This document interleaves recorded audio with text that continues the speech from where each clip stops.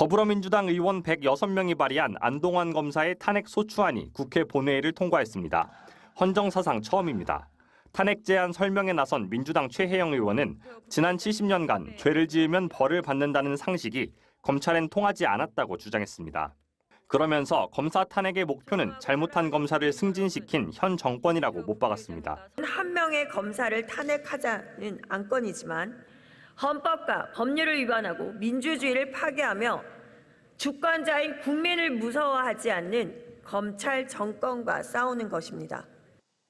탄핵에 소추된 안 검사는 2014년 간첩 조작 사건 피해자 유우성 씨를 북한에 불법 송금한 혐의로 기소했습니다. 이미 4년 전 죄가 경미하다며 기소유예 처분한 사안이었습니다. 또 유 씨가 간첩 혐의 재판 2심에서 무죄를 선고받은 직후여서 보복 기소 논란이 제기됐습니다. 대법원은 기소에 의도가 있다고 보여진다, 공소권을 자의적으로 행사했다고 한 하급심 판단을 확정지으며 최초로 공소권 남용을 인정했습니다. 하지만 수사팀 검사들은 아무도 징계를 받지 않았고 시효가 지나 수사도 불가능했습니다. 국회 탄핵 추진 소식에 유 씨는 늦었지만 다행이라고 말했습니다. 사필 규정이라고 사실은 저는 이제 간첩 조작 사건으로 아주 오랜 시간 동안 괴롭힘을 당하고 검찰로부터 또 보복 기소까지 당했거든요. 안 검사는 고발장을 배당받아 수사했더니 새로운 증거가 나와 기소했을 뿐 일체의 다른 고려는 없었다며 탄핵 절차에 성실히 임하겠다고 밝혔습니다. 탄핵 의결서가 전달되는 대로 안 검사의 직무는 정지되고 최종 탄핵 여부는 헌법재판소 재판을 거쳐 결정될 예정입니다. MBC 뉴스 정상빈입니다. 간첩 조작 사건의 피해자인 유우성 씨를 상대로 검찰이 이전 결정을 뒤집고 재판에 넘긴 건 공소권 남용, 즉 검찰이 권한을 부당하게 사용했다는 대법원의 판단이 나왔습니다. 대법원이 공소권 남용을 인정한 첫 번째 판결입니다. 공윤선 기자입니다. 지난 2013년 간첩 혐의로 구속됐던 제북화교 출신 서울시 공무원 유우성 씨.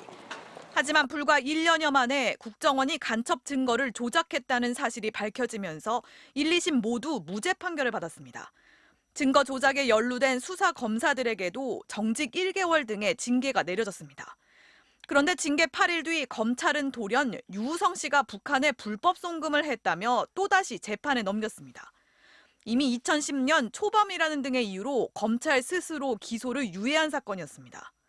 재판 시작 7년 6개월여 만인 오늘 대법원은 이 기소가 위법했다며 검찰의 공소권 남용을 인정했습니다. 형사사건에 관한 심판을 법원에 청구할 수 있는 검찰 고유의 막강한 권한인 공소권을 부적절하게 사용했던 겁니다. 대법원은 기소 자체에 의도가 있어 보인다며 검찰이 공소권을 자의적으로 행사한 것으로 위법하다고 평가함이 상당하다고 판결한 원심을 확정했습니다. 그러면서 수사기관의 공소권 남용을 인정한 첫 확정 판결이라고 의미를 부여했습니다. 다만 유 씨가 탈북자인 것처럼 가장해 서울시 공무원에 채용된 혐의는 유죄로 봐 원심대로 벌금 700만 원을 선고했습니다. 그간 검찰에 보복 기소를 당했다고 주장해온 유 씨는 법원의 용기 있는 판결을 환영한다고 말했습니다.